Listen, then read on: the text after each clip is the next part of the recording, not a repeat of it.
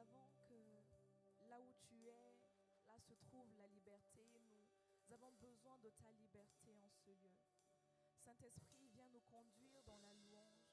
Viens nous conduire dans la contemplation de ce Dieu.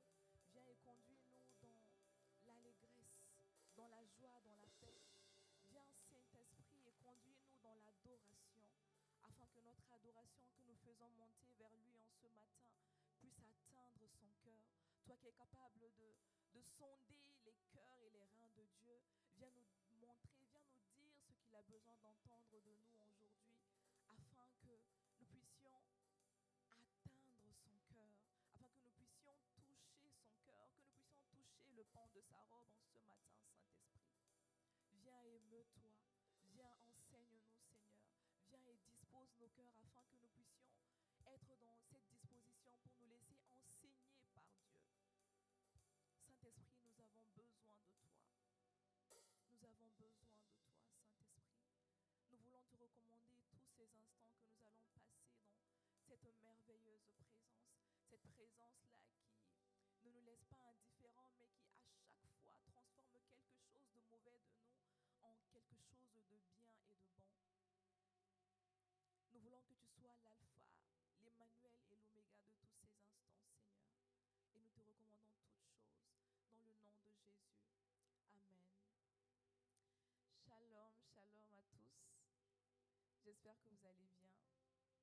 Vous avez l'air calme, timide, ça ne me plaît pas. Est-ce que quelqu'un est content d'être dans la présence du Seigneur en ces lieux? Est-ce que tu peux pousser des cris de joie? Alléluia. Alléluia. Nous allons lire le texte de Luc, chapitre 19.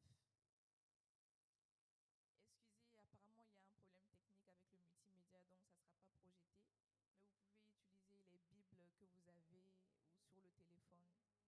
Luc 19, je vais lire dans la version Semeur. Il est écrit: Jésus entra dans la ville de Jéricho et la traversa. Or, il y avait là un nommé Zachée. Il était chef des collecteurs d'impôts et riche.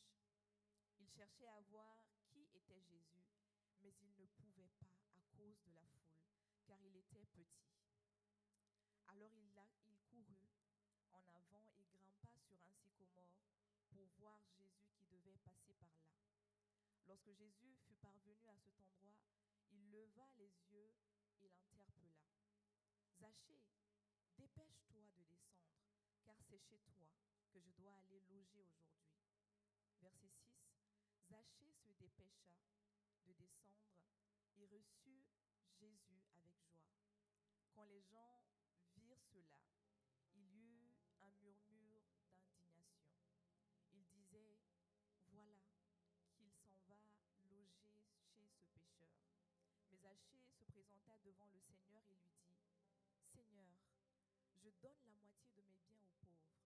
Et si j'ai pris trop d'argent à quelqu'un, je lui rends 4 fois plus.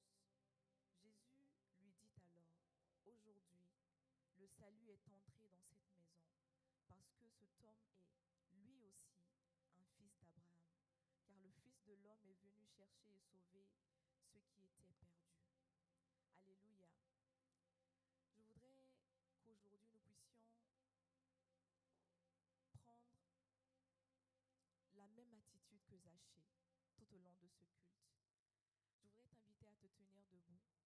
Pour ceux qui le peuvent, je vous demanderai vraiment de rester debout durant tous ces moments de prière. Pour ceux qui ne peuvent pas, vous pourrez vous asseoir après. Mais la Bible dit que Zachée a couru devant. Il a couru devant. Il n'a pas couru en arrière. Il n'a pas regardé à son passé, à ce qu'il a laissé hors de ce temple. Zachée a couru devant parce qu'il était animé d'un désir. Il était animé du désir de voir le Seigneur. Il a dit: mais j'ai entendu parler de celui-ci, mais je ne l'ai pas encore vu. Aujourd'hui, je veux le voir, donc je cours. Tout comme Zachée, tu as abandonné ta maison. Tu as même laissé le fait que tu pouvais faire ta grasse matinée. Pourquoi est-ce que tu es là ce matin? Quel désir t'animait quand tu venais? Est-ce que c'est juste tu es venu? Ou bien tu es venu parce que tu avais quelque chose de particulier à voir aujourd'hui? Qu'est-ce que tu désires voir aujourd'hui? Je voudrais que tout comme Zachée, tu te présentes devant le Seigneur en ce matin en lui disant, Seigneur, j'ai laissé mon confort, j'ai laissé ma maison, j'ai laissé le sommeil. J'avais très sommeil, j'ai laissé, je sais que j'étais fatiguée de beaucoup de choses, mais j'ai laissé ma maison parce que je voulais venir ici voir quelque chose de particulier. Est-ce que tu peux commencer à élever ta voix, présenter à Dieu pourquoi est-ce que tu as quitté ta maison et tu es venu dans sa présence? Élève ta voix et parle à ton Dieu. Zachée n'a pas regardé autour de lui, à son voisin, à sa voisine. Tout comme Zachée, ne te focalise pas sur ce que ton voisin dira ou bien sur ce que ton voisin pensera. Qu'est-ce que tu es venu aujourd'hui faire dans la présence de Dieu, dans ce temple? Fais-le connaître à Dieu.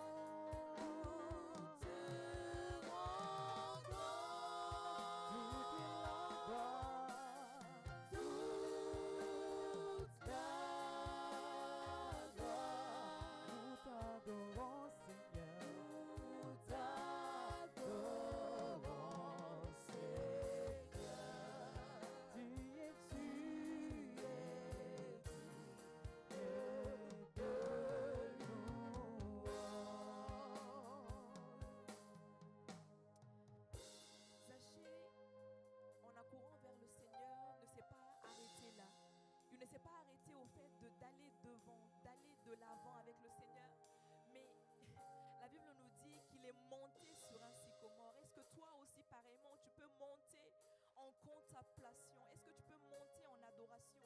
Est-ce que tu peux monter en exaltation? Ceci n'est pas un rendez-vous entre toi et ton voisin. Ceci n'est pas un rendez-vous entre toi et les instrumentistes ou bien les chantres. Ceci est un rendez-vous entre toi et ton Dieu. Est-ce que tu peux monter en adoration ce lieu? Monte sur ton sycomore. Qu'est-ce que Jésus a fait pour toi? Qu'est-ce que Jésus a fait dans ta vie? D'où est-ce qu'il t'a tiré?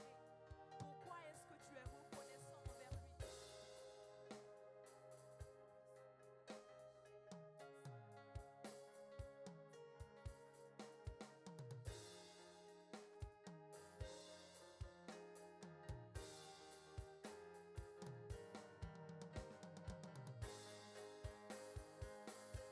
Seigneur, quelqu'un est venu en ce lieu pour te rendre la gloire.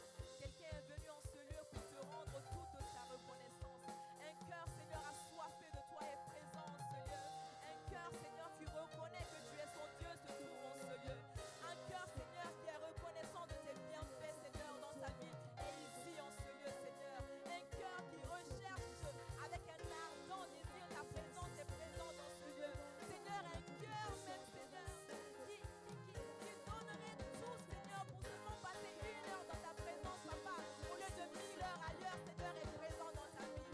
Et Seigneur, notre Dieu, quelqu'un a abandonné sa maison, quelqu'un a abandonné son confort, quelqu'un a abandonné sa grâce matinée pour venir à ta rencontre, Seigneur.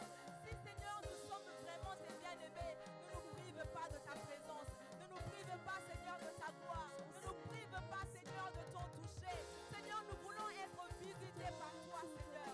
Zaché a couru devant, il est monté sur ce sycomore, car il savait que tu devais passer par là.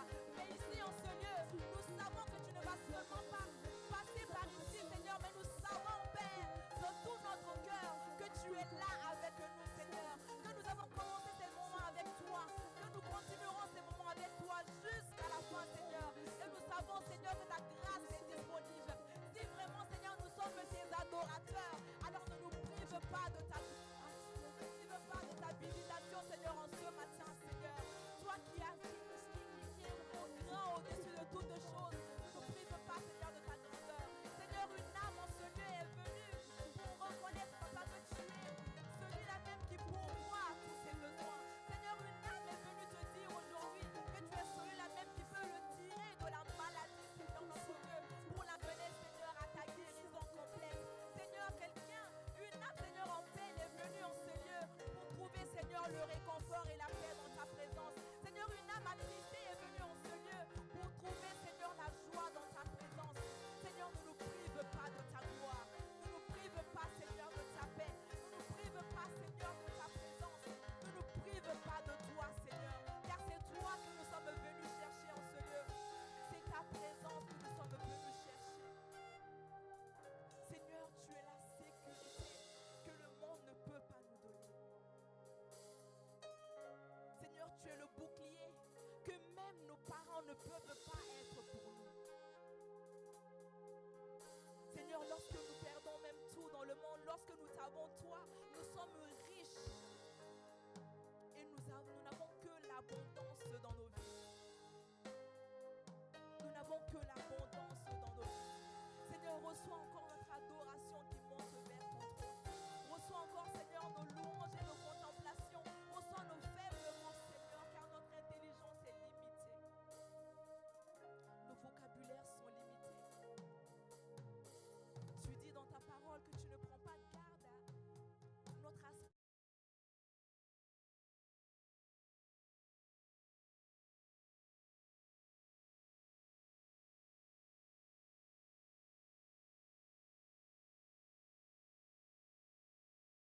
En ce lieu qui est disposé, sur un cœur en ce lieu qui ne cherche que toi. Un cœur qui ne cherche que toi.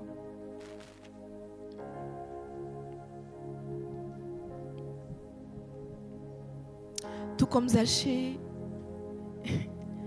même lorsque le monde s'attarde sur ce que nous faisons de mauvais, le Seigneur, lui, a le désir de souper avec nous dans nos maisons.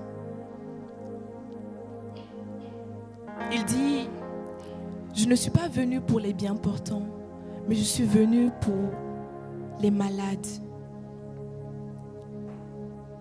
Qu'est-ce qui représente ta maladie aujourd'hui? De quelle guérison est-ce que tu as besoin? Qu'est-ce que les gens voient en toi en disant mais telle personne commet tout le temps tel péché?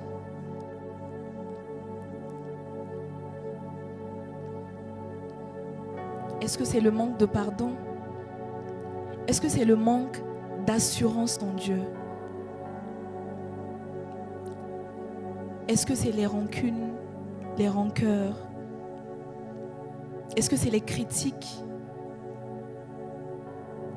qui retiennent que Christ puisse jeter un œil en haut et dire « Zachée, descends, il faut que je demeure chez toi. »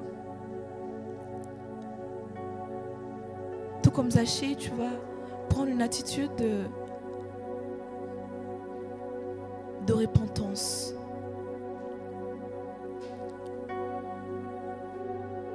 Et aujourd'hui, tu vas décider de renoncer à ces choses. Zachée a renoncé à sa notoriété. Il était riche, mais il a renoncé à tout ça. Il dit, même si la foule va me voir comme quelqu'un de bizarre, de quelqu'un qui s'est trop humilié, ce n'est pas grave. Mais Jésus, lui, je veux le voir. Et je vais prendre toutes les attitudes possibles pour le voir, parce que c'est mon désir. Est-ce que tout comme Zachée, tu peux juste prendre la décision ce matin de mettre ce qui constitue pour toi une barrière entre Jésus et toi, de ce qui constitue ta petite taille, qui fait que au milieu de la foule, tu n'es pas capable de voir Jésus. Il faut que tu montes sur un sycomore. Qu'est-ce qui constitue ces géants devant toi? Qu'est-ce qui constitue cette foule devant toi? Qu'est-ce qui constitue cette chose-là qui t'empêche de voir clairement Jésus?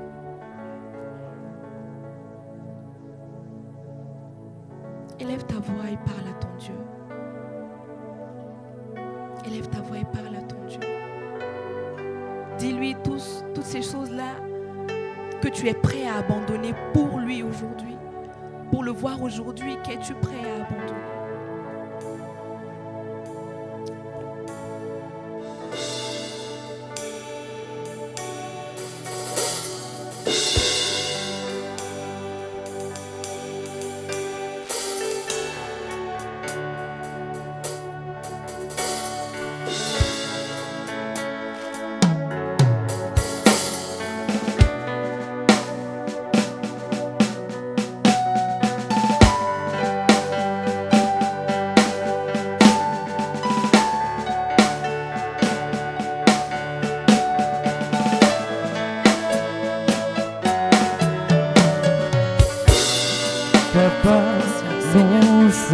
Dans ta présence, Seigneur, dans ce lieu que ta présence fais tomber.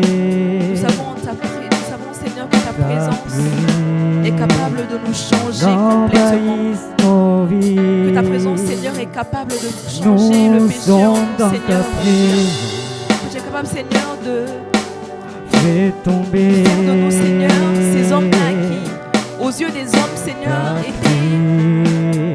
Seigneur, à l'échec, était voué à la malédiction, Seigneur. Mais tu fais de nous, Seigneur, des hommes qui sont prompts même à aller, Seigneur, de bénédiction en bénédiction, de victoire en victoire. Merci, Seigneur, pour cette présence, Seigneur, à laquelle, Seigneur, tu nous permets d'entrer en ce jour. Cette présence, Seigneur, ne peut pas nous laisser indifférents. Raison pour laquelle nous nous présentons devant toi. Nous présentons devant toi, Seigneur, afin qu'en ce lieu, Seigneur, tu fasses tomber ta pluie, Seigneur, de purification, Père. Purifie-nous encore, Seigneur, de nos fautes, car nous les reconnaissons devant toi.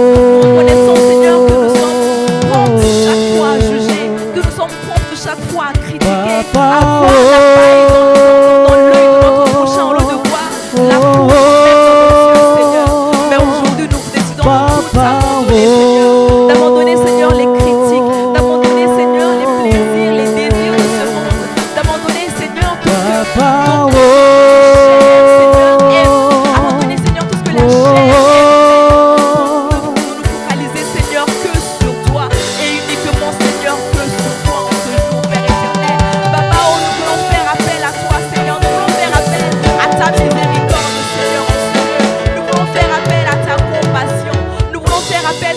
ta bonté, selon qu'il est écrit que tu es riche en bonté, Seigneur, et lent à la colère, Seigneur.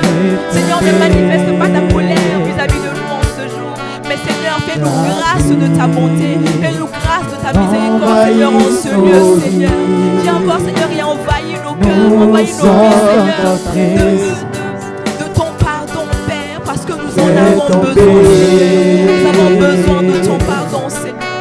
Fais tomber ta pureté.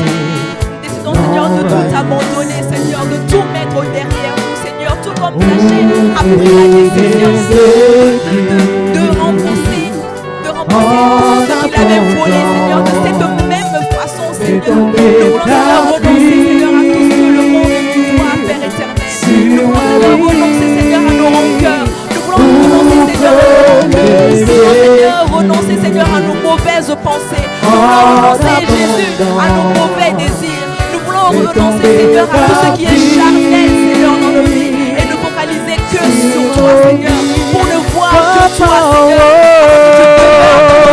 Continuellement, Père éternel. Fais-nous miséricorde en ce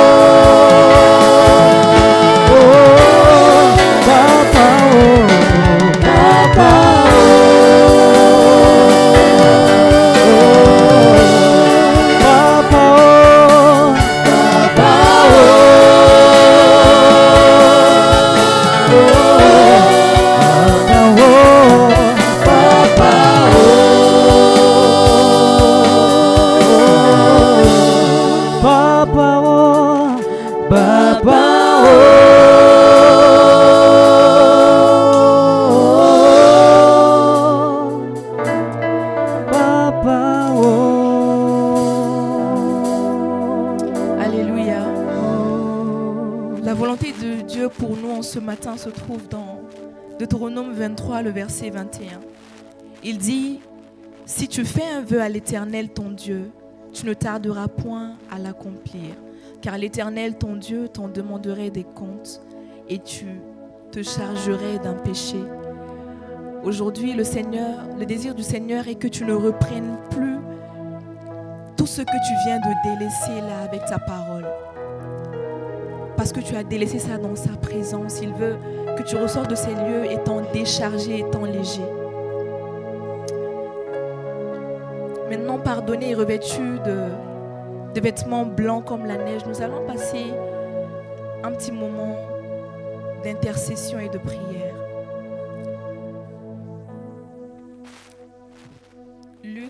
Toujours Luc, le verset 19, le verset 11 du chapitre 19, il est écrit, et c'est notre premier sujet de prière.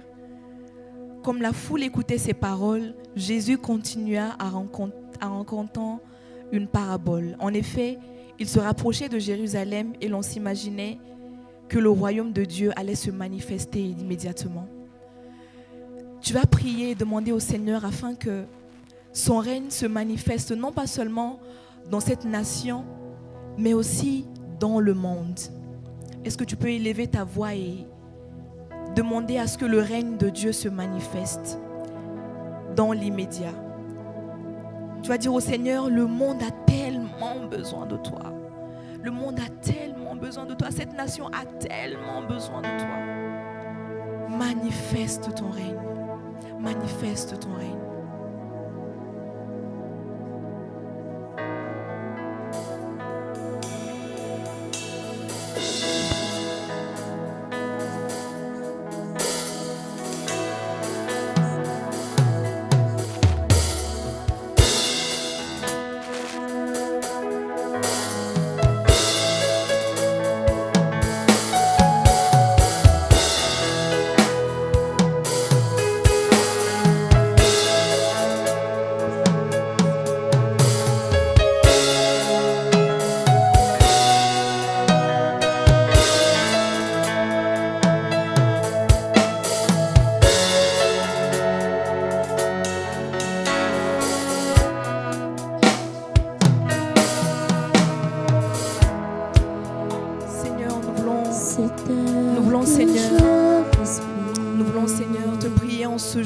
afin que ton règne, Seigneur, soit effectif et immédiat, Seigneur, dans cette nation et dans ce monde, Père éternel.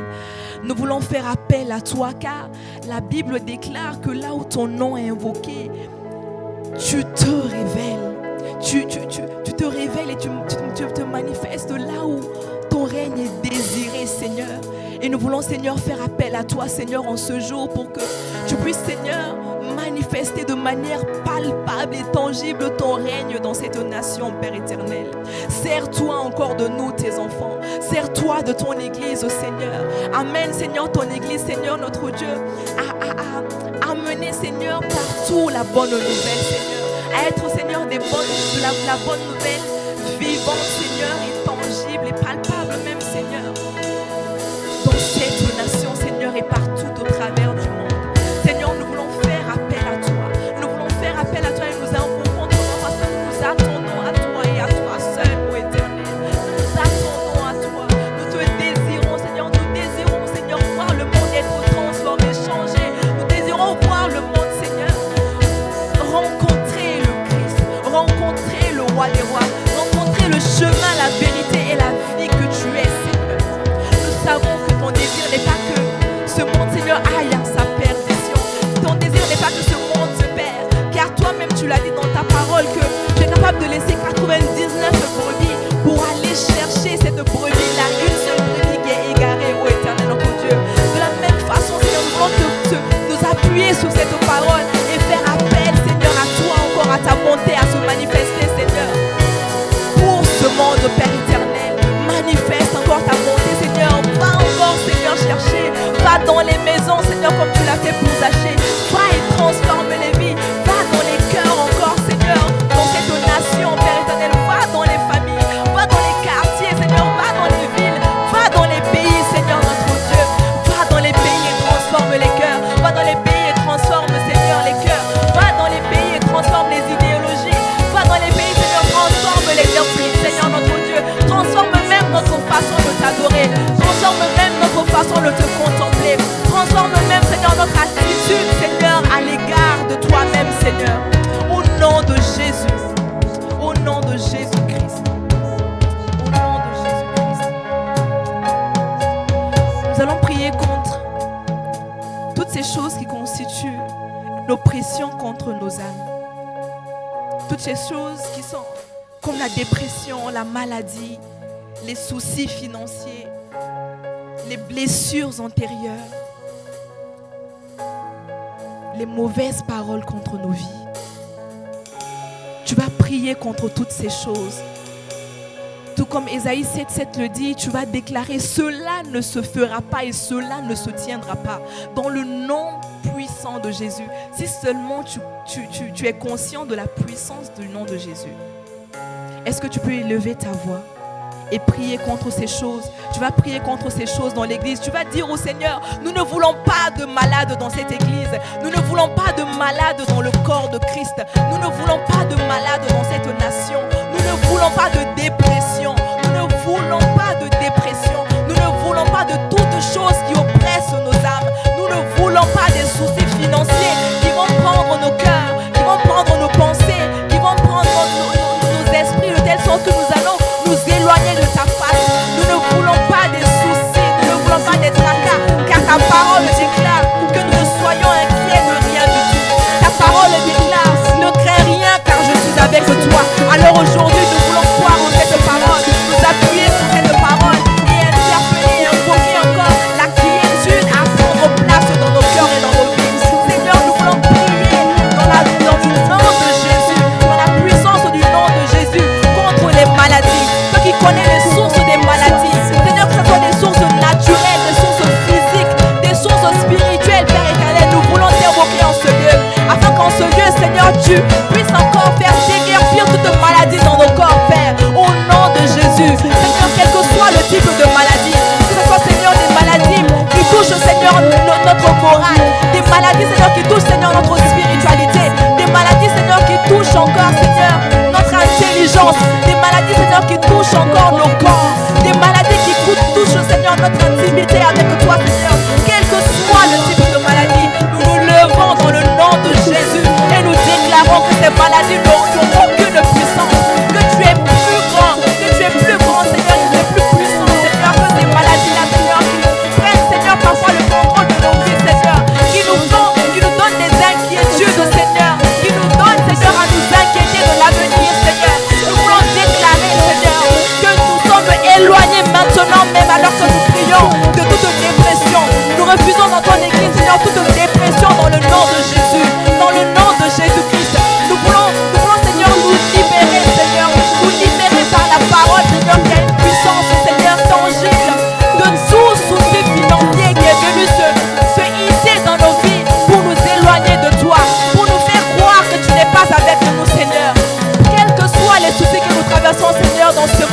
Nous savons, Seigneur, que tu es et que tu seras toujours avec nous, Seigneur. Laisse, Seigneur, la quiétude et la paix, Seigneur, notre Dieu, qui vient de toi, puisse nous animer au quotidien, Père. Au nom de Jésus-Christ, au nom de Jésus-Christ, au nom de Jésus-Christ, nous déclarons et nous commandons à toute maladie, à toute infirmité, à tout mauvais esprit de déguerpir de nos vies dans le nom de Jésus. Car c'est le moment que toi tu règnes, Seigneur. Ce n'est pas le moment où la maladie doit régner, Seigneur. Bien au contraire, Seigneur, c'est le moment où toi tu dois régner, Seigneur, notre Dieu. C'est le moment où tu dois régner. C'est le moment où nous voulons que tu règnes, Seigneur, en puissance.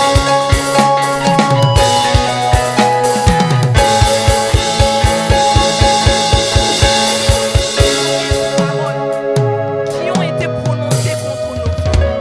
Toutes mauvaises paroles depuis notre enfance jusqu'à maintenant que les gens ont prononcé contre notre vie.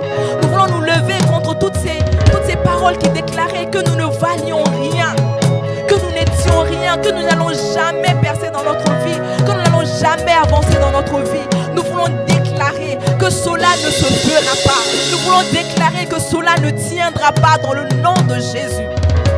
Nous voulons, Seigneur, nous lever contre tous les plans machiavéliques du malin, tous les plans, tous les programmes maléfiques du malin contre nous en cette année. Et nous voulons déclarer dans le nom de Jésus que cela ne se fera pas et cela ne se tiendra pas.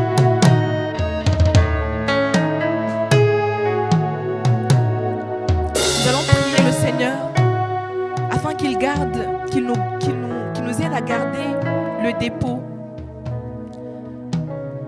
afin de faire la différence dans ce monde qui n'est pas le nôtre. Tu vas dire à Dieu, si ce monde est réputé pour être corrompu, je déclare que ma famille et moi sont exemptes de cette corruption. Si ce monde est réputé pour être rempli de voleurs, pour être rempli de traîtres, moi je déclare que ma famille et moi, que l'Église, au corps du Christ, sera exempte de tout ça. Est-ce que tu peux élever ta voix et déclarer? Est-ce que tu peux élever ta voix et déclarer?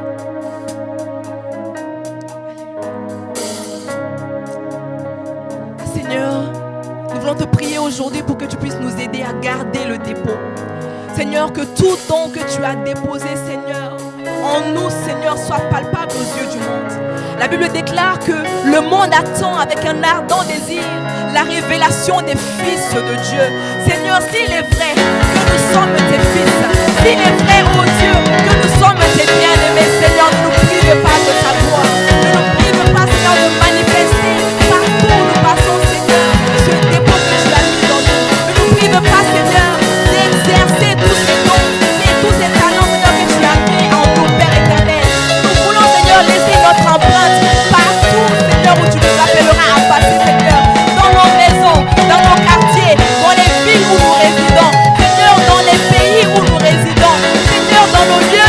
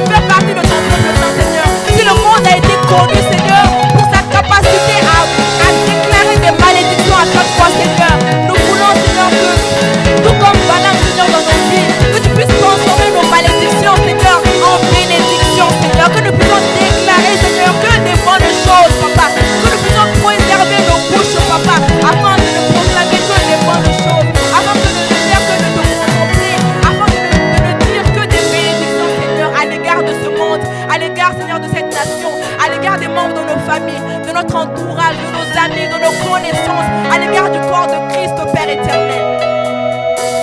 Au nom de Jésus. Au nom de Jésus.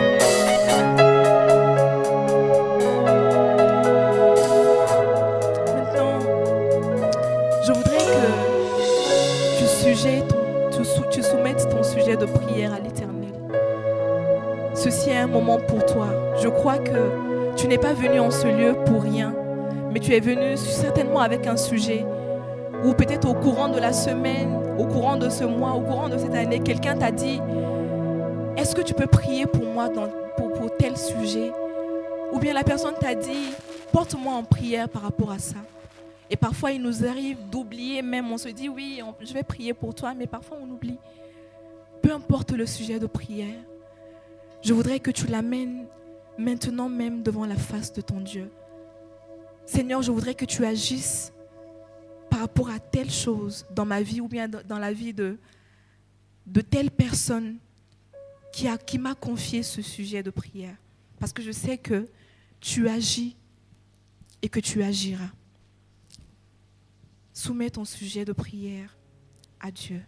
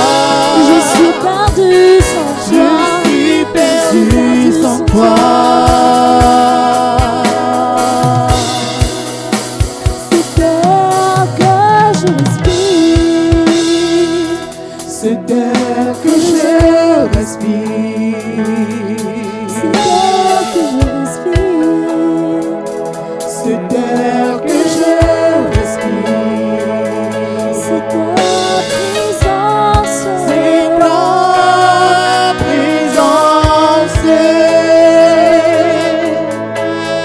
qui vit en moi. c'est un jour après jour, C'est un jour après jour, c'est un quotidien, c'est un jour après jour, c'est ta parole, c'est ta parole donnée pour moi.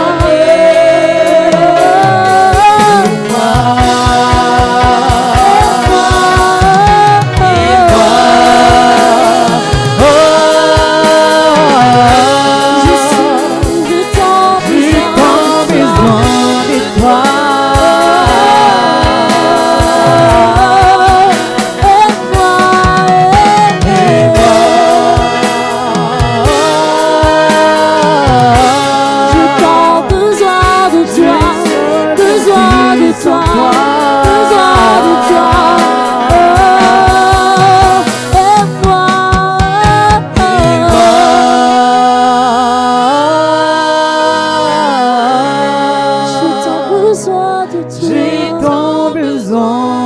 toi.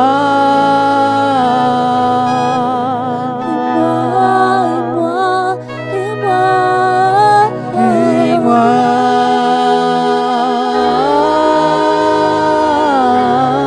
Je suis perdu sans toi. je suis perdu sans toi. Est-ce que quelqu'un peut dire à Dieu qu'il est perdu sans lui?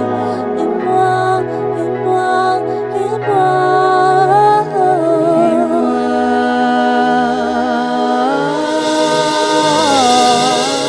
J'ai tant besoin de toi. J'ai tant besoin de toi. Et moi, et moi, et moi,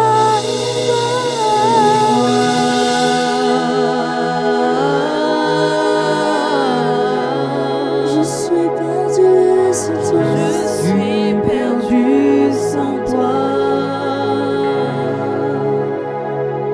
Mais Seigneur, nous sommes perdus sans toi.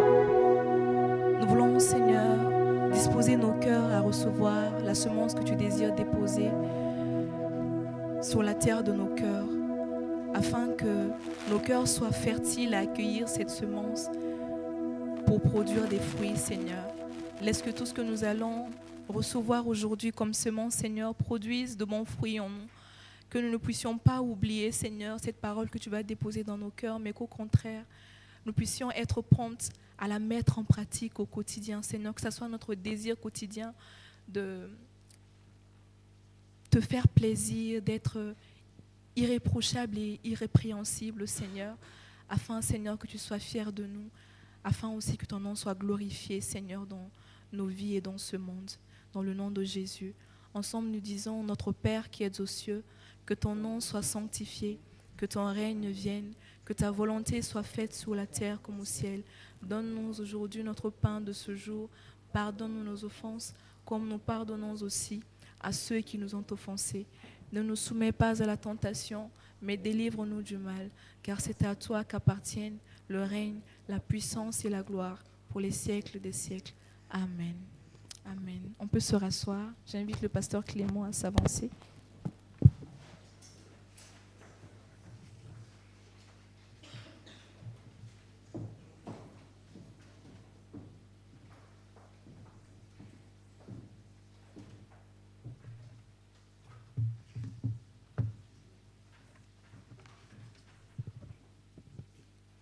Je suis dans l'allégresse de vous rencontrer encore ce dimanche parce que mon programme est tellement chargé que je ne suis pas sûr d'être à Agadir tout le temps. Il a plu au Seigneur qu'il en soit ainsi. Aujourd'hui, nous allons partager un thème que vous aimez, que j'aime. Mais le thème va concerner le futur. Le thème s'intitule « De la malédiction à la bénédiction ». Et dans ces thèmes, il y a deux parties importantes. Il y a la partie du futur et la partie du présent. Le présent, nous parlerons de ça lorsque Dieu planifiera. Mais pour aujourd'hui, nous allons parler plutôt de l'avenir. Nous allons lire l'épître de Paul aux Galates, le 3e chapitre, du 13e au 14e verset. Si quelqu'un le trouve, il peut lire.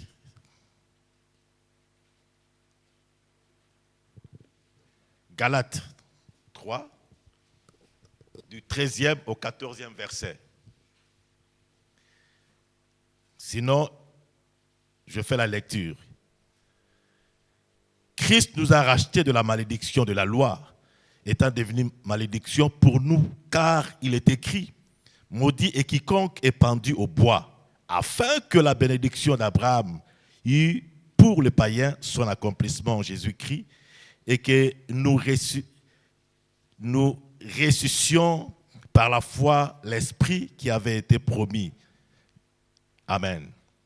Ce texte nous montre que Christ est devenu malédiction pour nous permettre d'entrer dans la bénédiction. Il a pris notre place. Oh, gloire à Dieu. Alors, bien-aimés dans le Seigneur, la relation entre Dieu et l'humanité a 4 étapes ou 4 grandes périodes.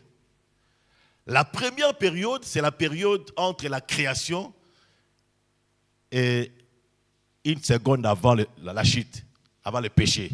Ça, c'est une période, la première période. Ça, c'est une période où il y avait l'harmonie parfaite entre l'homme et Dieu, entre l'homme et sa femme, ou la femme et son mari, entre Adam et lui-même et sa conscience, entre Ève et sa conscience, et puis entre les hommes et l'environnement. Donc c'était une période de perfection. Dans cette période, on ne pouvait pas parler de la bénédiction. Parce qu'on ne peut parler de la bénédiction qu'à côté de la malédiction.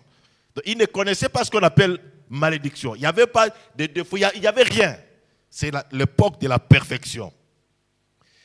Et la deuxième période, c'est la chute. De la chute à la venue du Christ. Ça, c'est la deuxième période. Il y a eu la chute, le monde est perdu, le monde entre les mains du diable. Le monde complètement dans le noir.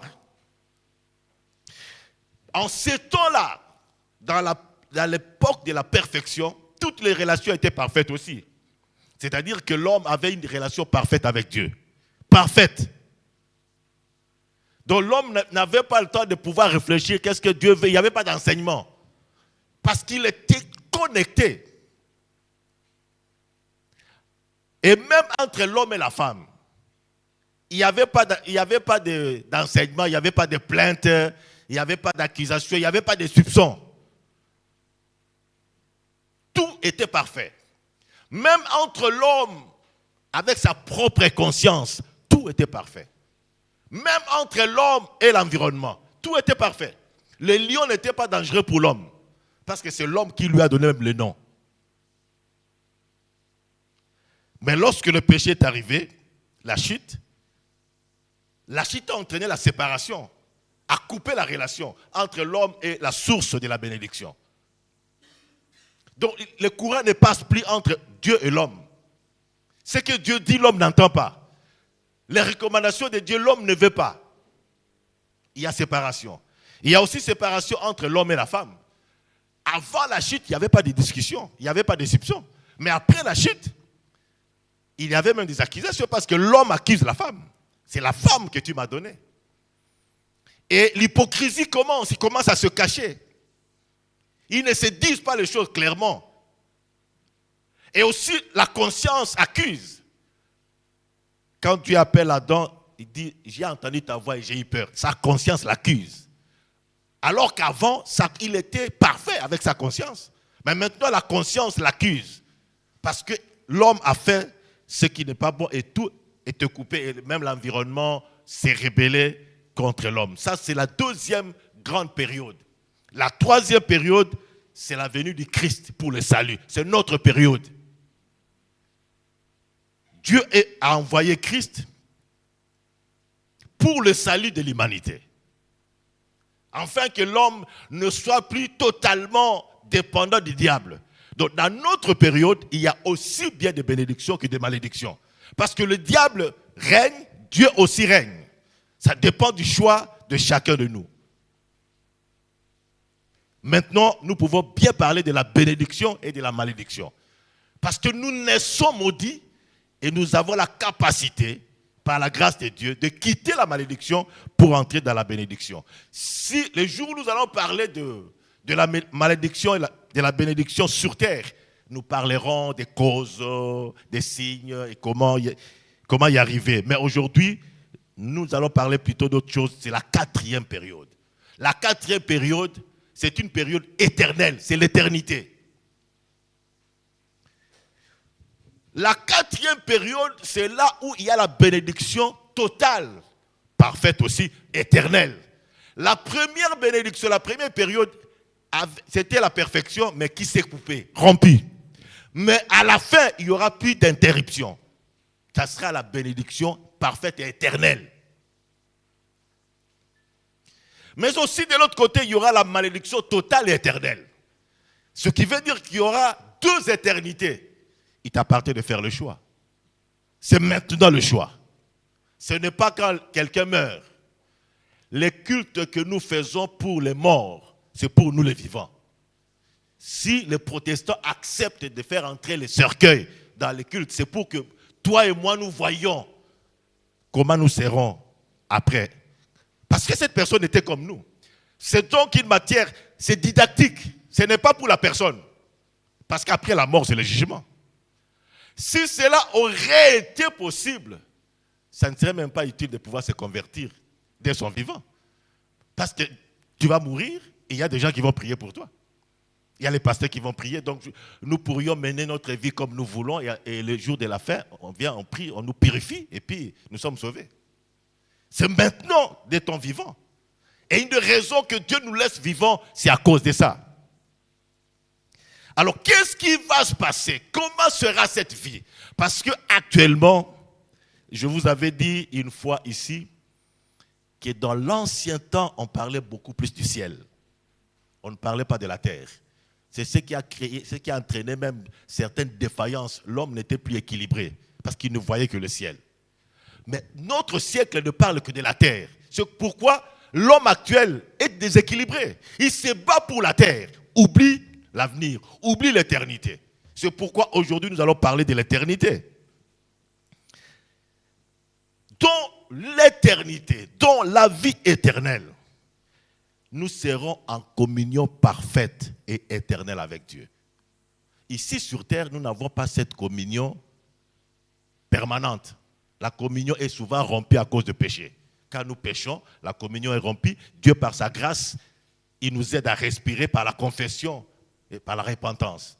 Mais là, ceux qui auront hérité la vie éternelle, il n'y aura pas d'intervention, il n'y aura pas d'intermittence, il n'y aura pas de coupure.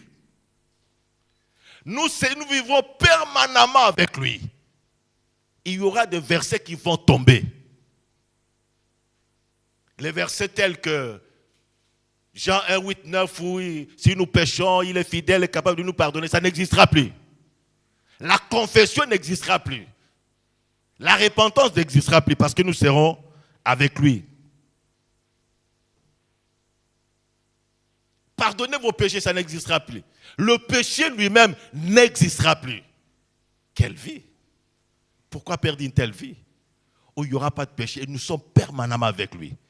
Je sais que chacun de nous a fait cette petite expérience.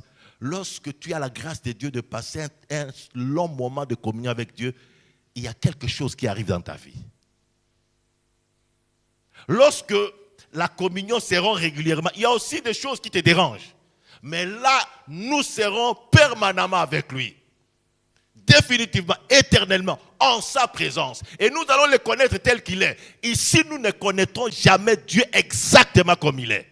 Il ne se révèle pas totalement. Il y a même des questions que nous nous posons auxquelles nous n'aurons pas de réponse ici. Nous voulions savoir comment il est, mais c'est impossible. Il y a même certaines choses que nous voulons. L'itinéraire, quand il nous bénit. Mais non, il y a des vérités qui nous sont cachées et qui nous seront cachées jusqu'en ces moments-là où nous le verrons et nous le comprendrons de mieux en mieux. Ne ratez pas cette occasion. Beaucoup d'entre vous, vous êtes en train de prier, gêner pour aller en Europe. L'Europe ne vous donnera pas le ciel. Beaucoup sont en train de prier pour le travail. C'est bien, mais le travail ne vous donnera pas le ciel. Le travail ne vous permettra pas d'être en communion avec Dieu. Mais c'est Christ qui vous le permet. Apocalypse 21, 4. Apocalypse 21, 4. Est-ce que quelqu'un peut nous lire ça?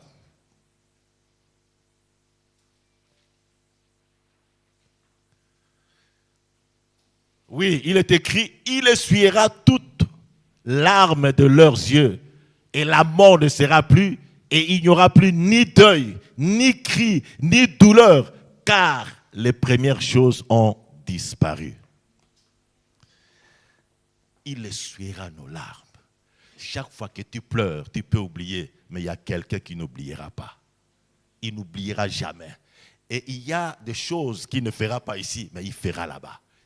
Et quand tu seras reçu, il te dira, il va essuyer des larmes.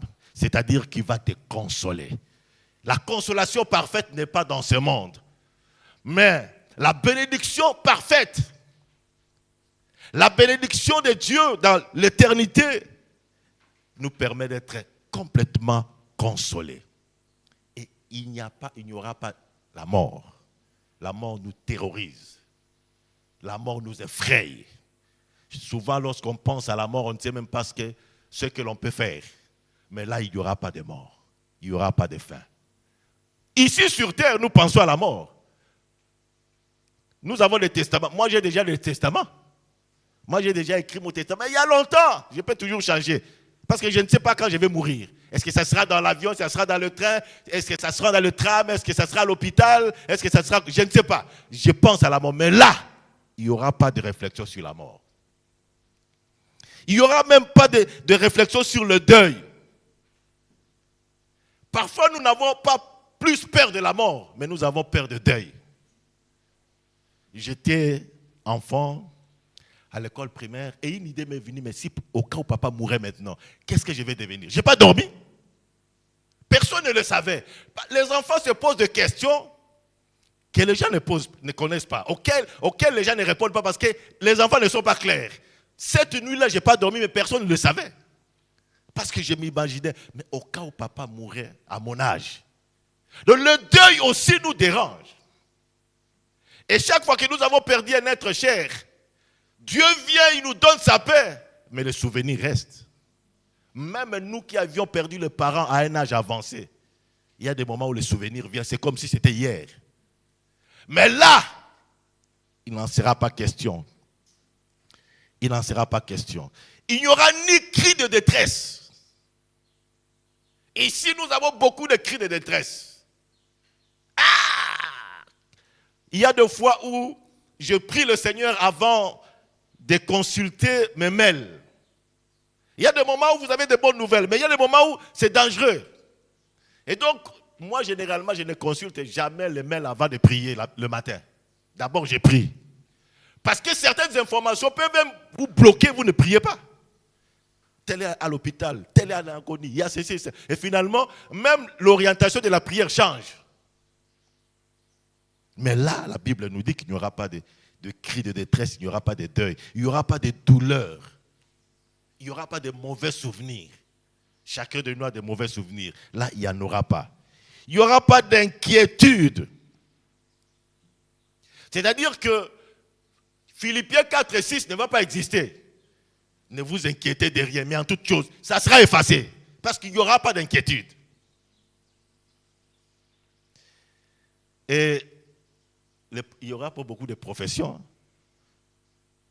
Même la médecine, ça ne va pas exister parce qu'il n'y aura pas de maladie. La médecine ne va pas exister. Il n'y aura pas d'avocat. Il n'y aura pas de juge. J'ai rencontré un juge au pays. Et puis j'ai dit, mais il y a trop de procès ces derniers temps. Je pense que nous allons prier pour ça. Il dit, mais pasteur, si vous priez pour ça, mais nous devenons des chômeurs. Donc on a besoin de procès. Et même quelqu'un m'a dit qu'il est allé poser la question à une personne qui vend des cercueils. Et il dit, est-ce que tu penses que tu peux prier que les gens ne meurent pas? Parce que c'est ça ton activité. Et au cas où il n'y a pas de décès, comment est-ce que tu vas gagner? Il dit, en fait, je n'aime pas la mort des gens, mais au même moment, c'est mon activité. Donc quand les gens meurent, viennent acheter des cercueils, ça m'aide à avancer.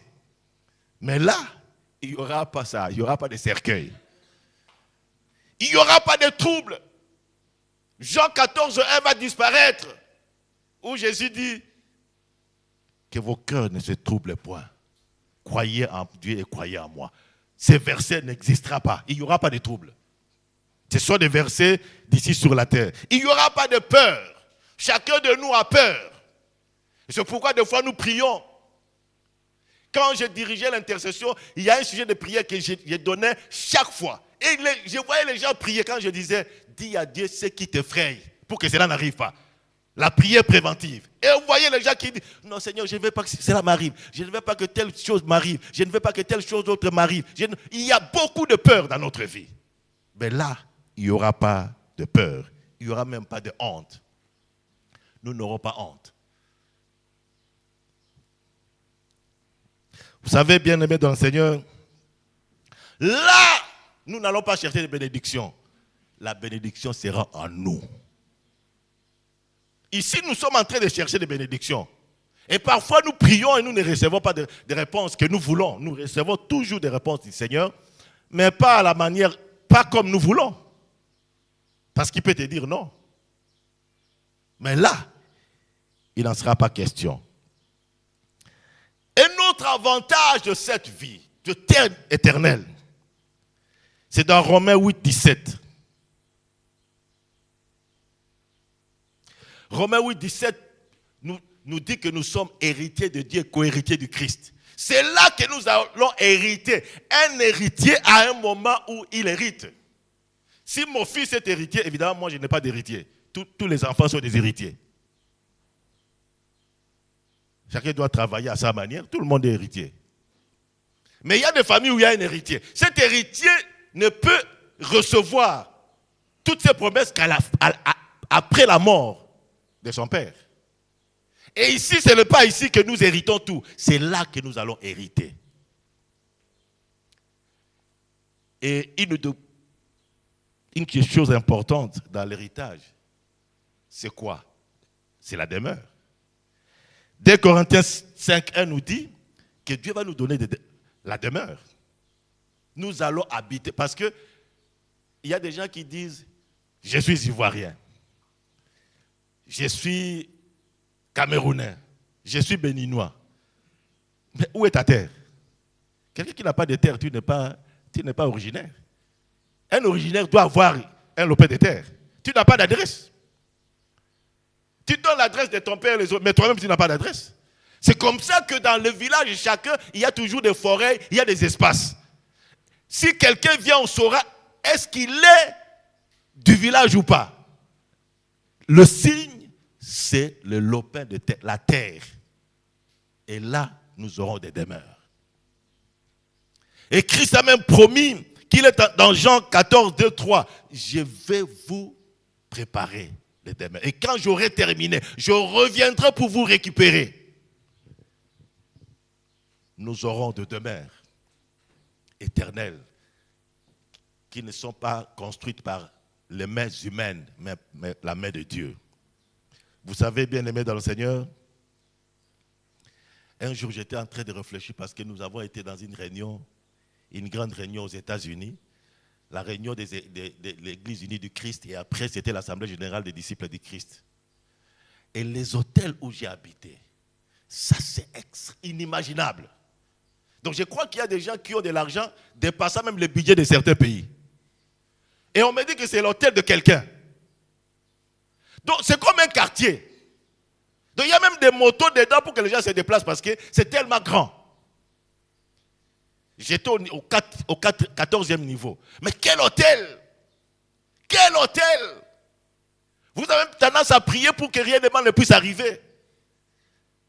Mais quand je pense qu'au ciel, ça sera plus que ça, je me dis non, c'est une très bonne chose. il faut que j'aille au ciel. Je ne peux pas rater le ciel. Et nous devons aussi travailler pour les autres. Généralement, nous avons besoin d'aider nos parents, d'aider nos frères et sœurs. Nous sommes touchés lorsqu'ils sont malades. Nous sommes touchés lorsqu'ils n'ont pas de moyens. Beaucoup de gens qui ont notre âge n'ont pas fait de grandes choses à cause des aides. Parce qu'on est touché. Mais souvent, on n'est pas touché lorsque la personne n'est pas convertie. Or, c'est la chose la plus importante. Parce que tout ce que nous avons va partir. Même les maisons. Vous avez construit de grandes maisons sur terre.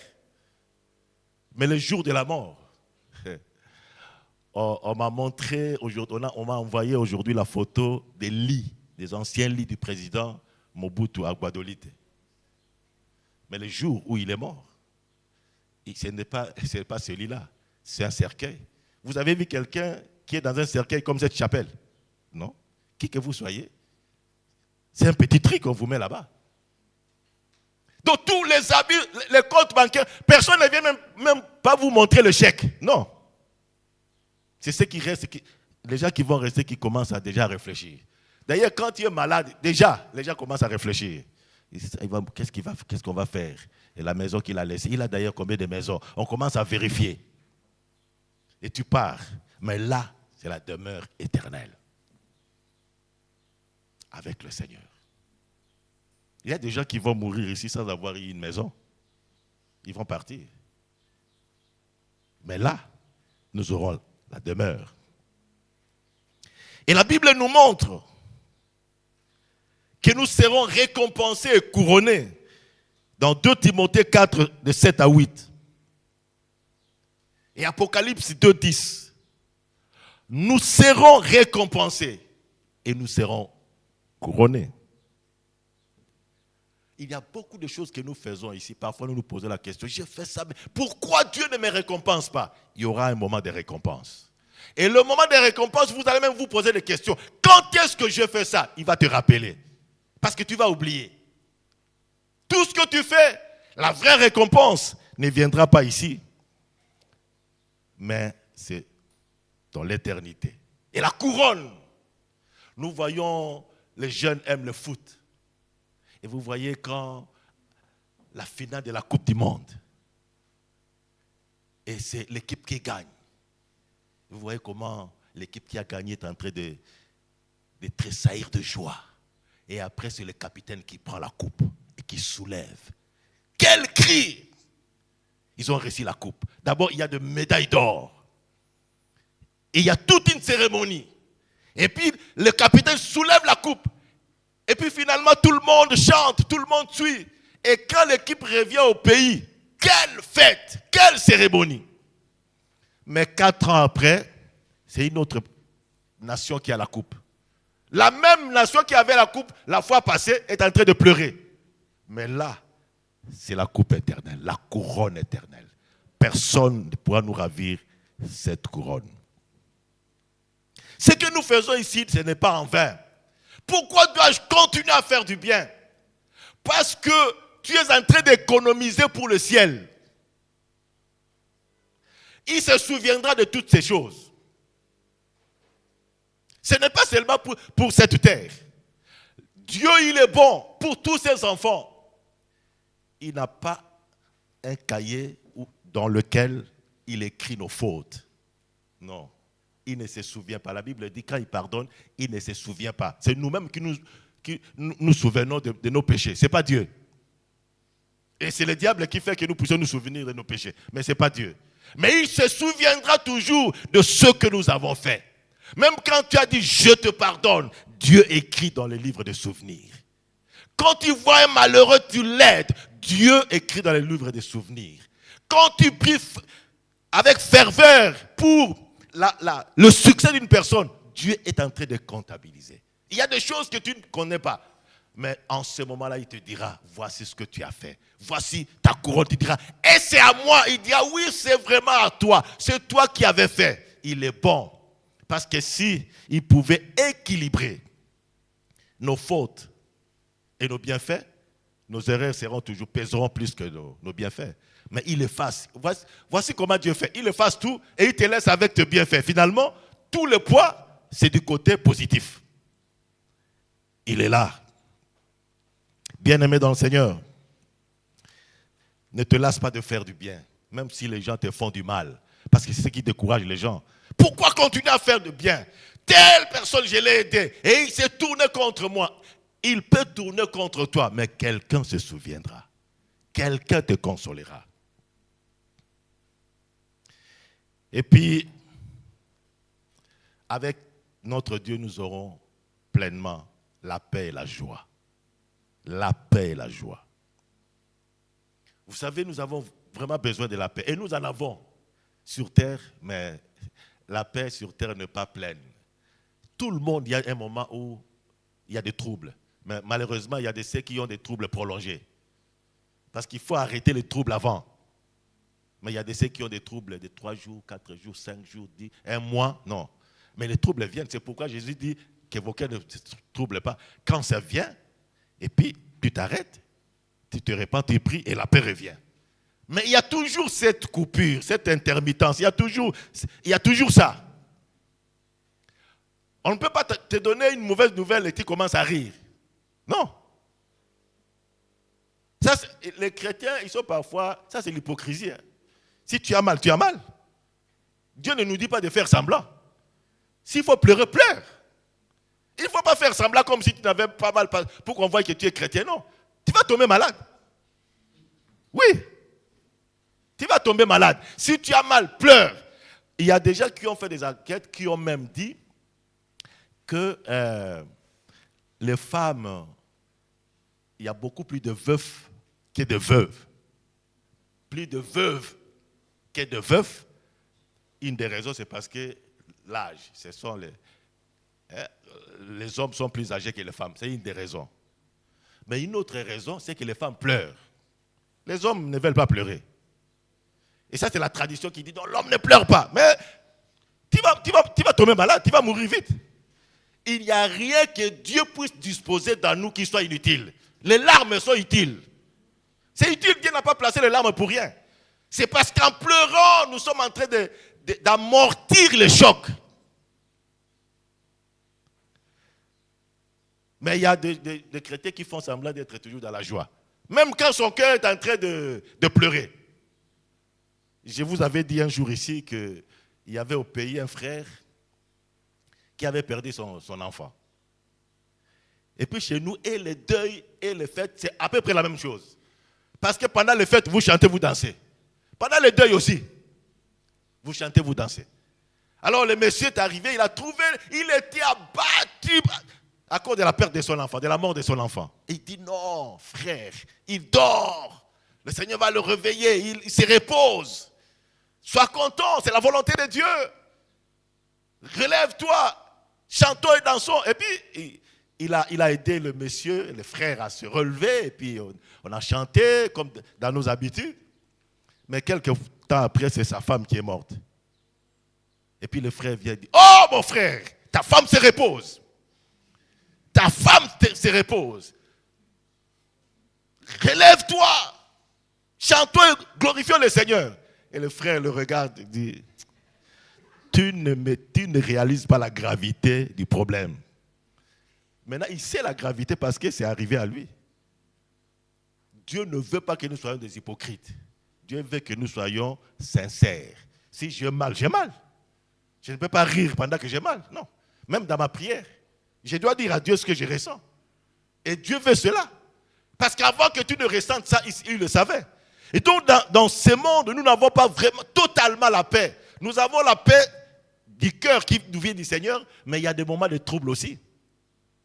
Un seul songe ou rêve peut te troubler. Donc, de temps en temps, nous sommes en train de nous battre pour maintenir la paix. Mais là, il n'y aura pas cela. Il y aura la paix tout le temps. Bien-aimé dans le Seigneur, être élu de Dieu est un grand avantage. Être élu de Dieu, c'est un grand avantage. Même Dieu, il contrôle le monde à cause des élus. Il contrôle tout à cause des élus. Lorsque les élus ne seront plus là, Dieu ne va plus contrôler le diable. Jésus dit dans Matthieu 24, 22 que Dieu va même abréger les jours pour éviter que les élus tombent. À cause des élus. Donc à cause des élus, il maîtrise même le diable pour que les élus ne tombent pas. Et les élus, ceux qui sont destinés, ceux qui ont reçu Christ, qui sont préparés pour la vie éternelle, la mort est un repos. Dieu d'abord les prépare à mourir. Quelqu'un qui marche avec le Seigneur, Dieu le prépare à mourir. C'est pourquoi il y a toujours des signes que Dieu lui donne. Pour comprendre que non, je crois que c'est mon temps. Nous n'allons pas mourir brusquement, à moins que tu ne sois pas en communion avec Dieu.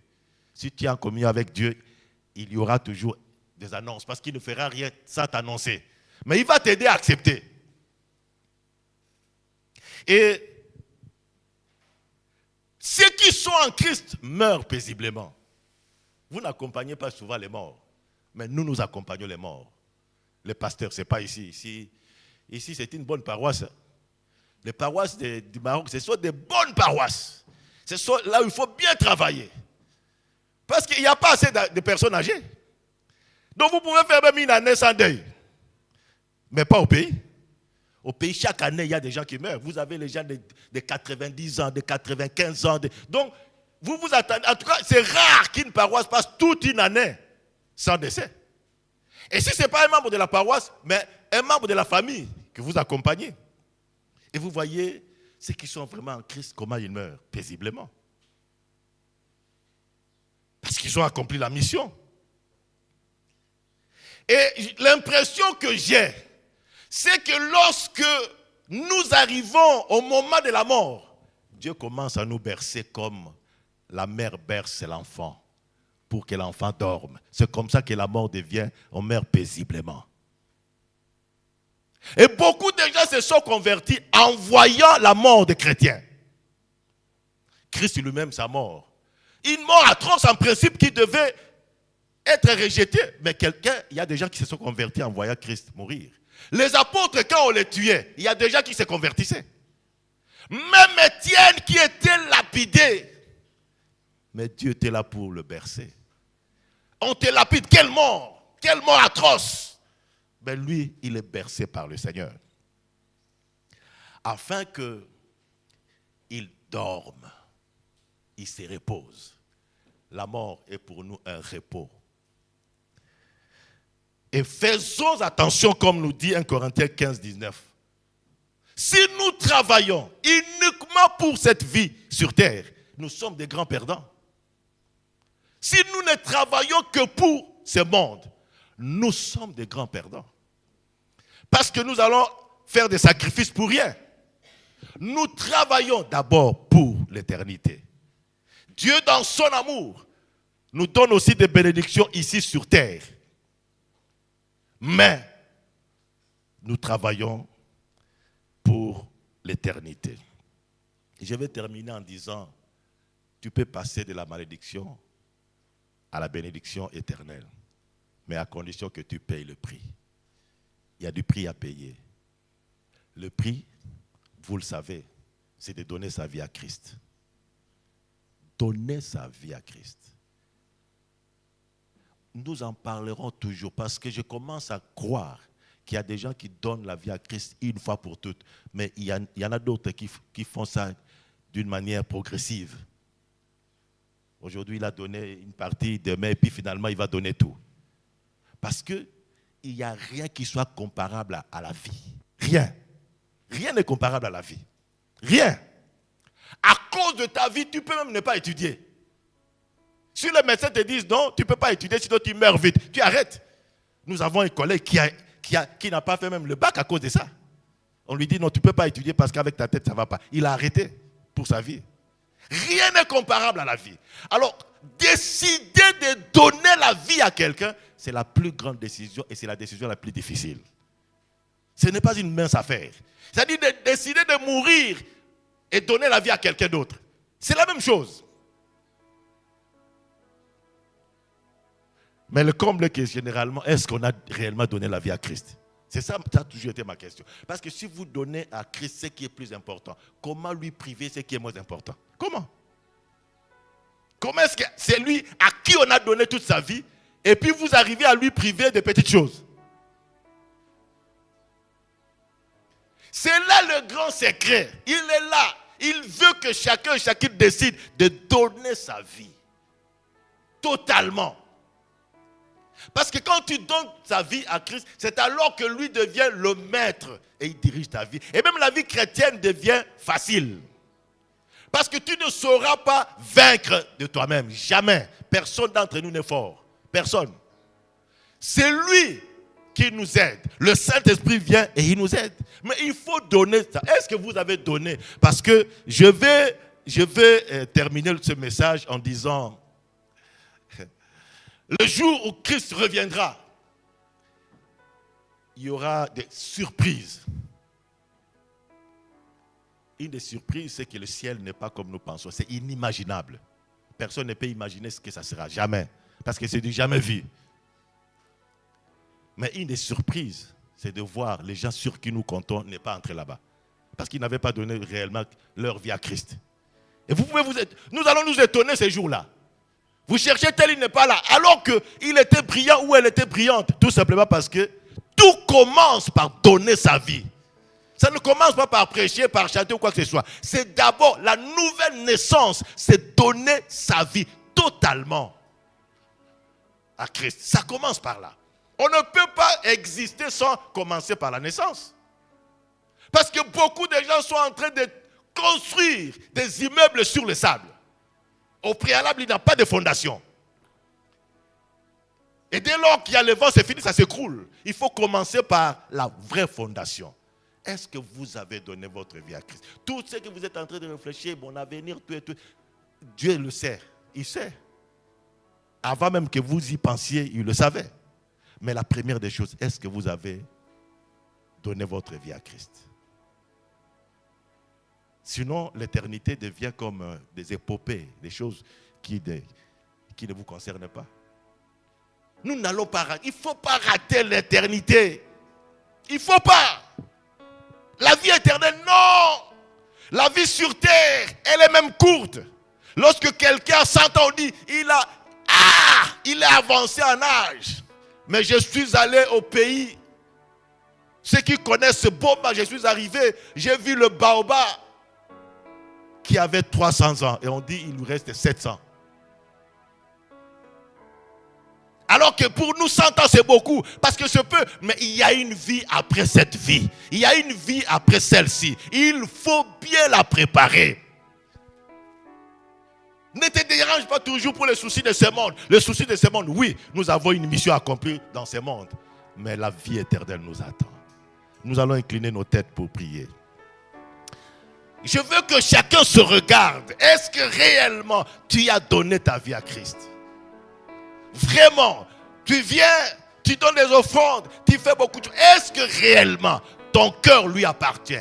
Ta vie lui appartient. Sinon, dis au Seigneur, je ne l'ai pas fait aujourd'hui, je te donne réellement ma vie. Ajoute le mot réellement. Tu as peut-être récité une prière. Et Dieu n'a pas la préséance dans ta vie à cause de ça.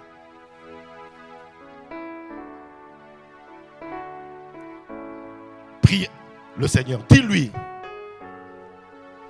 Dis-lui si tu n'as pas donné ta vie, que tu lui donnes. Décide. Je ne te force pas. Ça doit être fait volontairement. Décide.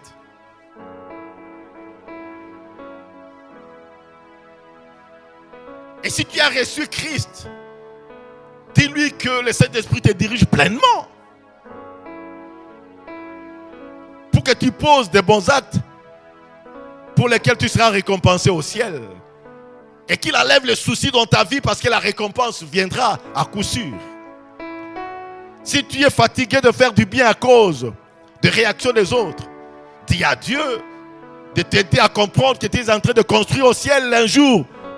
Tu vas récolter au-delà même de ce que tu as sémé.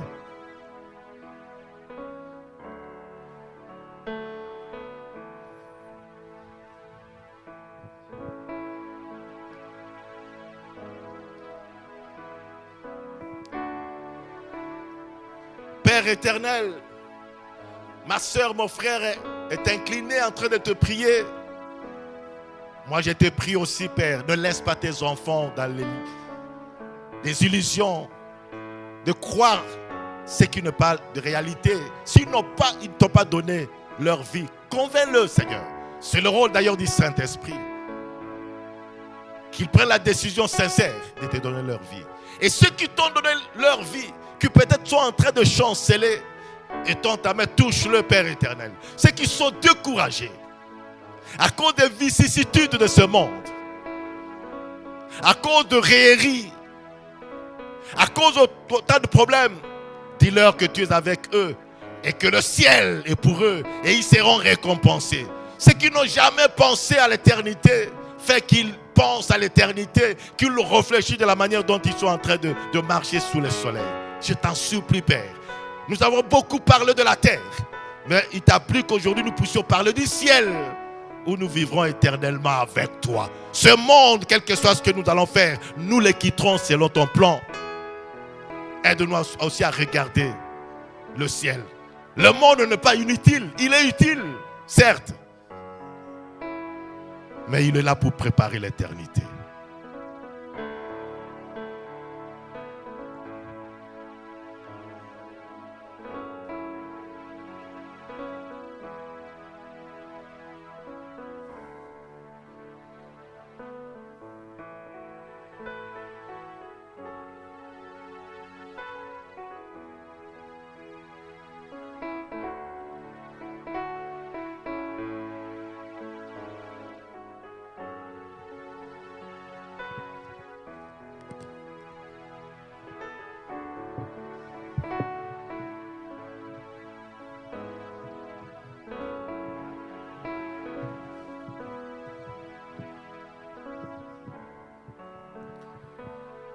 Nous allons prier pour un dernier sujet de prière.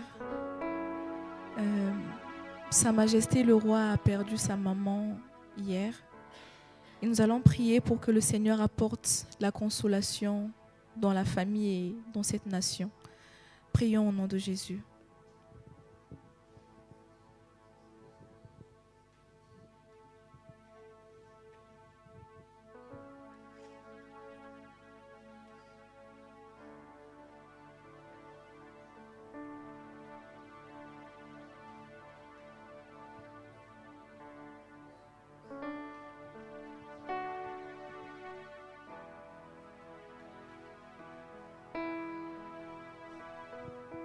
Éternel, notre Dieu, toi qui sais consoler les cœurs, toi qui sais consoler les âmes, Seigneur, nous voulons faire appel à toi en ce matin. Afin, Seigneur, que tu accordes, Seigneur, ta consolation dans la famille de Sa Majesté qui est endeuillée, Seigneur, et le pays avec. Nous te prions, Seigneur, toi qui es capable d'enlever le diadème de deuil et de la transformer en un diadème de joie. D'apporter, Seigneur, ta consolation, ta joie, ta paix, Seigneur, dans les cœurs. Nous prions que tu consoles la famille qui est restée, Seigneur, que tu sèches les larmes, que tu changes encore, Seigneur, ces douleurs-là, Seigneur, en quiétude, Seigneur. Que l'honneur te revienne, Seigneur, pour tout ce que tu fais, Seigneur, pour cette famille et pour cette nation. Qu'elle dirige et qu'elle conduit, dans le nom de Jésus. Nous allons confesser notre foi selon Arc-en-Ciel. Je vais vous inviter à vous tenir debout.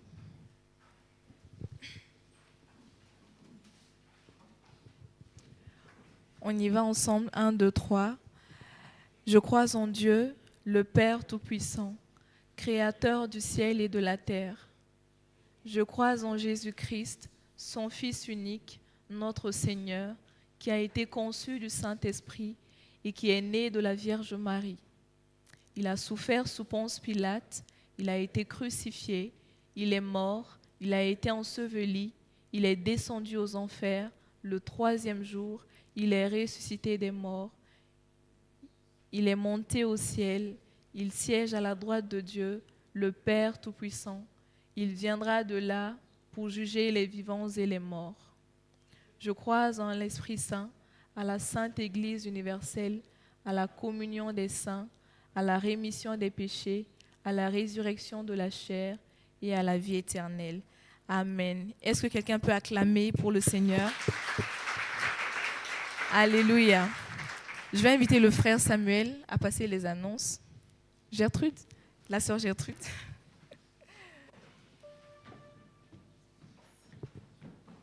Shalom, shalom. Nous allons passer à notre moment d'annonce. Donc, tous les mardis, nous nous retrouvons dans les quartiers pour nos moments d'études bibliques. Mais exceptionnellement, cette semaine, nous n'aurons pas d'études bibliques parce qu'il y a des travaux dans les maisons qui nous accueillent. Le mercredi et le jeudi, nos pasteurs rendent visite aux paroissiens. Donc, si vous serez visités, on vous fera signe à l'avance. Et si jamais vous voulez rencontrer le pasteur au presbytère, vous pouvez prendre son numéro ou alors nous contacter un responsable ou un membre du CP pour cela. Donc, le vendredi, à partir de 19h, nous avons une intercession ici au temple, de 19h à 20h30, donc 1h30. Dans la présence du Seigneur, pour prier pour ce pays qui nous accueille, pour prier pour notre ville. Le samedi, à partir de 10h, la diaconie tient sa permanence ici. Donc, si vous connaissez des personnes qui sont dans le besoin, qui traversent des moments difficiles, vous pouvez juste prendre le numéro et la personne devra juste contacter le frère Thierry, il se fera la joie de lui répondre. Ensuite, dans l'après-midi, à partir de 14h, notre chorale tient ses répétitions. Donc,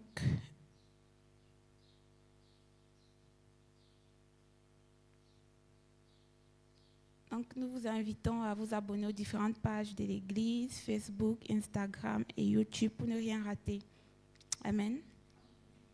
Nous allons passer aux annonces spéciales. Donc, le samedi prochain, le groupe des hommes invite, hommes comme femmes, à un moment de rencontre et de discussion autour du thème « Ce que les femmes attendent des hommes ». Pour ceux qui se souviennent, la dernière fois, lors de la journée de la femme, les hommes étaient aussi présents pour dire ce qu'ils attendent des femmes. Cette fois-ci, la parole sera donnée aux femmes. Qu'est-ce qu'elles attendent des hommes ? Et cela se tiendra à partir de 15h. Soyons à l'heure pour ne rien rater. Amen, amen. J'aime l'EAM. C'est la deuxième édition de J'aime l'EAM le dimanche prochain. Donc, nous vous invitons à prévoir des enveloppes pour cette occasion. Donc, donnez librement, sans contrainte et sans tristesse.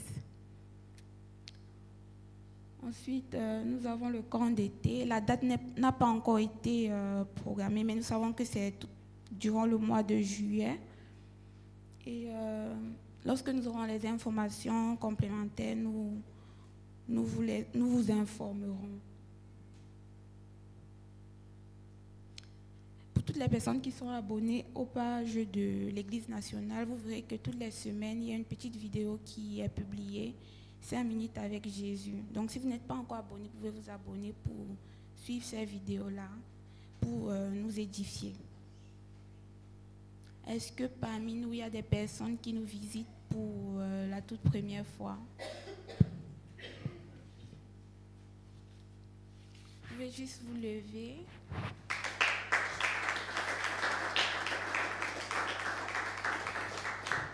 Donc, vous allez juste vous présenter, nous donner votre nom, votre nationalité. Et si possible, nous dire si vous serez avec nous ou alors si vous êtes juste de passage. Shalom, bien-aimés. Shalom. Moi, c'est le frère Cédric de nationalité.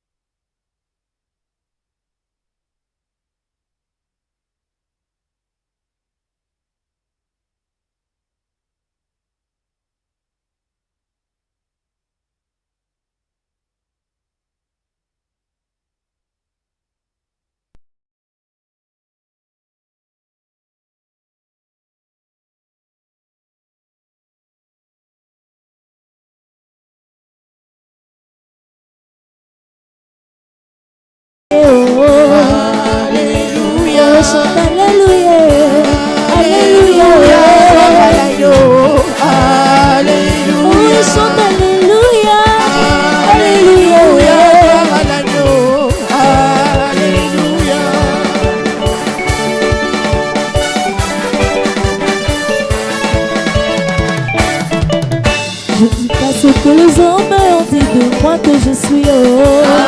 Alléluia. Encore moins ce que les hommes ont dit de moi que je suis. Alléluia. Mais moi je suis ce que la parole de Dieu dit que je suis. Alléluia. Oui, chante Alléluia. Alléluia. L'agneau. Alléluia. Oui, chante Alléluia. Alléluia. L'agneau. Alléluia. Aïe aïe aïe.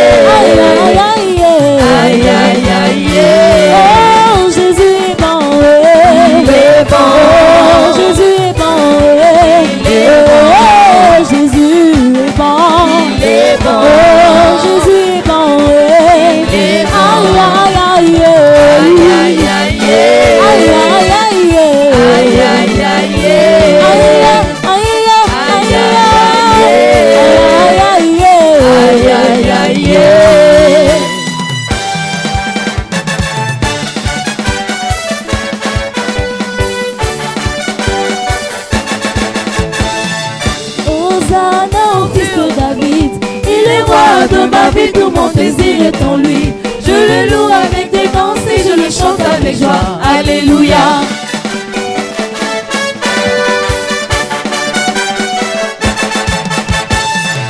Hosanna au fils de David. Il est roi de ma vie, tout mon désir est en lui. Je le loue avec des danses et je le chante avec joie. Alléluia. Yahweh, Yahweh, Yahweh. Oh Jésus, tu es mon amour. Tu es mon amour. Jésus, tu es ma victoire. Tu es ma victoire. Yahweh, Yahweh, Yahweh, Yahweh, Yahweh. Jésus, toi où rien dans ma vie. Toi où rien dans ma vie. Yahweh, Yahweh, Yahweh. Yahweh, Yahweh, Yahweh. Yahweh, Yahweh, Yahweh. Yahweh, Yahweh, Yahweh. Oh Jésus, tu es mon amour. Tu es mon amour. Jésus, tu es ma victoire. Tu es ma victoire. Yahweh, Yahweh, Yahweh. Yahweh, Yahweh, Yahweh. Jésus, toi où rien dans ma vie. Toi où rien dans ma vie. Yahweh, Yahweh, Yahweh. Yahweh, Yahweh, Yahweh. Yahweh, Yahweh, Yahweh.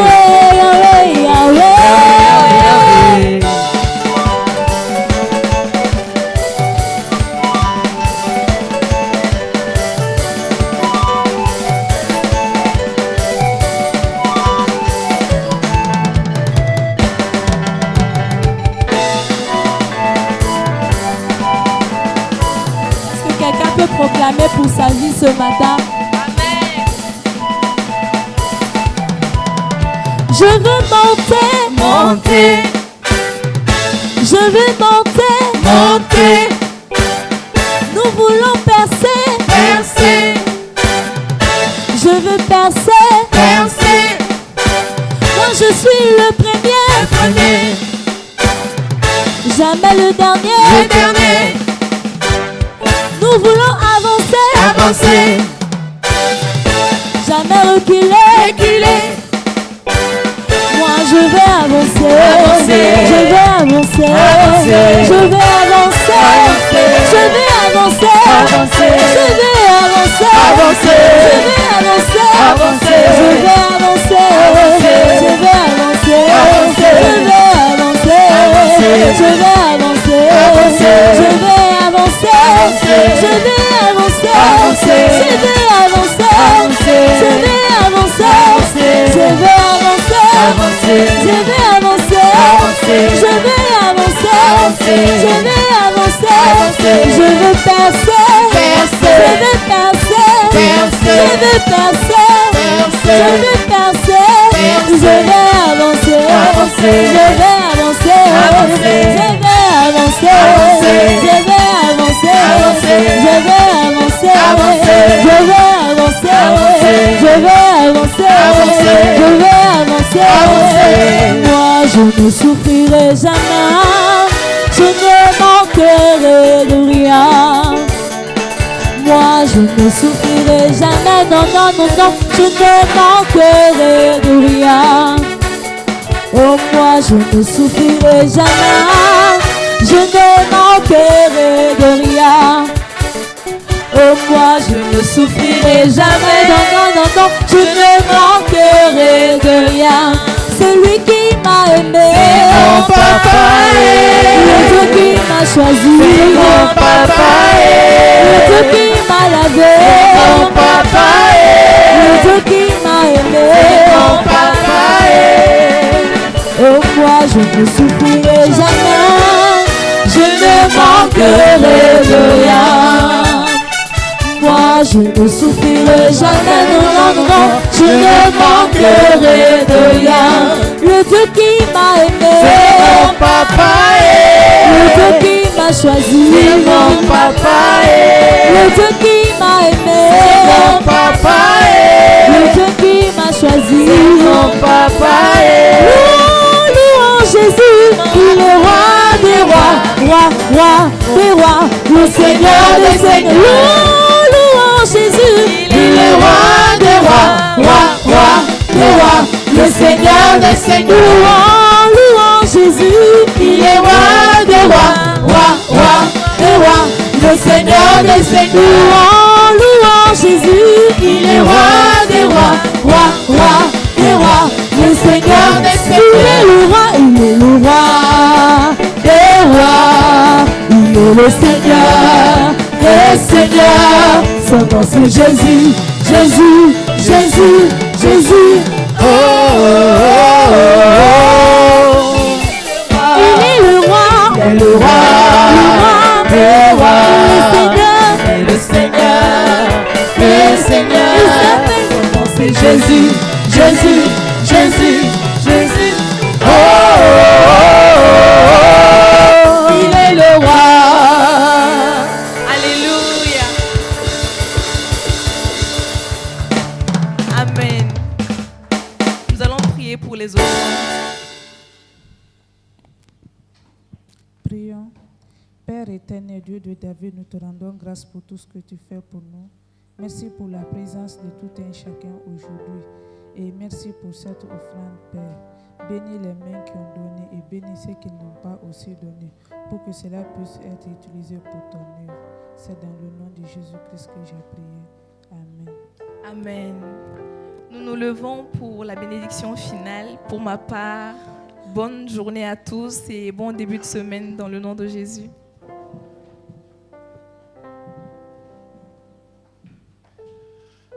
Seigneur, merci parce que tu nous as rassemblés en ces lieux.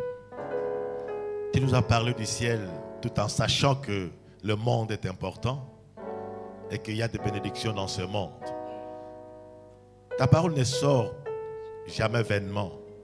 Elle sort parce que tu sais que nous oublions généralement l'éternité pour nous concentrer seulement dans ce monde où tout est passager. Maintenant, Seigneur, que tu nous as parlé, aide-nous à être très équilibrés. Vivons normalement dans ce monde, tout en économisant aussi pour l'éternité. Mon frère, ma soeur, toi qui as été invité par le Seigneur, tu ne sortiras pas de ces lieux sans qu'il t'ait béni. Que le Seigneur t'aide à comprendre ce qu'il veut pour toi. Que ceux qui ne connaissent pas leur mission dans ces mondes, que le Seigneur vous révèle votre mission et qui vous aide à travailler aussi pour l'éternité.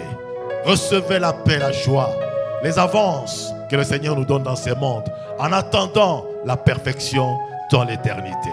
Au nom de Jésus-Christ, Amen.